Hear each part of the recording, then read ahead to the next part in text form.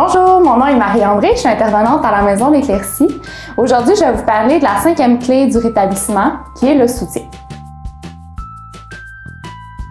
Donc, les personnes qui vivent un trouble alimentaire peuvent avoir plusieurs craintes à en parler. Donc, la peur de se faire juger, la peur d'être incomprise, ils ne veulent pas inquiéter leurs proches ou ils ont peur de se faire examiner lors de la prise des repas. Mais malgré toutes ces craintes-là, en parler, c'est souvent une source de libération puis un pas vers le rétablissement. Donc, si vous êtes dans cette situation-là, choisissez une personne en qui vous ayez confiance. Que ça soit un ami, un membre de votre famille, votre conjoint, votre conjointe, un adulte qui est significatif dans votre entourage, puis osez lui en parler. Souvent, les proches attendent juste ça, ils veulent nous aider puis sont déjà là pour nous. Donc, ça va vous permettre de vous sentir moins seul, de vous sentir écouté, puis aussi dans les moments plus difficiles, mais d'avoir une dose d'encouragement, de motivation, puis de confiance pour poursuivre. C'est vrai que le soutien des proches peut avoir ses limites. Fait que parfois, il est nécessaire d'aller chercher aussi un soutien professionnel pour être mieux outillé puis entamer aussi une démarche concrète vers le rétablissement. La plupart des ressources offrent aussi un groupe de soutien. Donc, le groupe de soutien permet de rencontrer des personnes qui vivent exactement la même chose que vous, qui vous comprennent, puis ensemble, vous pouvez entraider là, pour aller mieux. Donc, ça aussi, c'est une autre belle forme de soutien.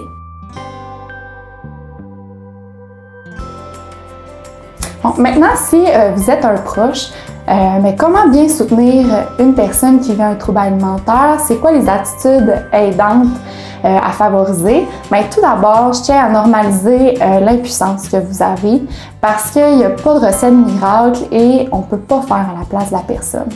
Donc, c'est important d'accepter que ça va venir d'elle, que ça va être à son rythme à elle et que ça va sûrement prendre du temps. Donc, le premier conseil que je peux vous donner, c'est de vous concentrer sur la relation que vous avez avec la personne et non avec le trouble alimentaire. Parce que parfois, le trouble alimentaire peut prendre beaucoup de place. Puis, il faut se ramener à la relation qu'on avait, qu'est-ce qu'on aimait faire avec la personne, de quoi qu'on aimait parler, parce qu'il ne faut pas que la personne s'isole davantage. Il faut qu'elle sache qu'il y a quelqu'un qui est là pour elle et qui est prête à l'écouter dans une attitude non jugeante. Excusez. Maintenant, plus précisément par rapport au trouble alimentaire, c'est sûr qu'on va éviter les commentaires par rapport à l'image corporelle, mais aussi la nourriture, l'exercice physique.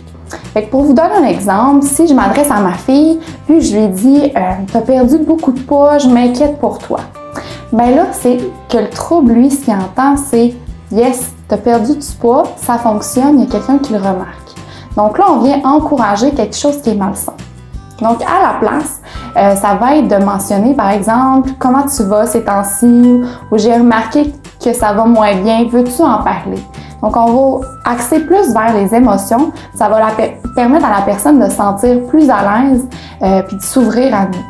Même chose par rapport à la nourriture ou l'exercice physique. Donc, des fois, on peut avoir le réflexe de dire « Ah, je m'inquiète, tu manges trop, tu manges pas assez ou tu vas donc bien t'entraîner. » Donc, ces commentaires-là, souvent, la personne va devenir sur la défensive, elle va se sentir jugée ou critiquée. Donc, ça n'ouvre pas le dialogue.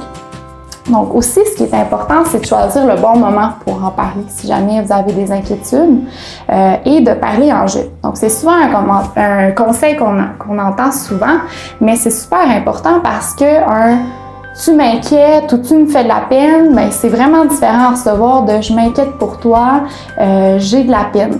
Donc on va vraiment essayer de s'exprimer à partir du jeu. Ça va encore une fois ouvrir le dialogue.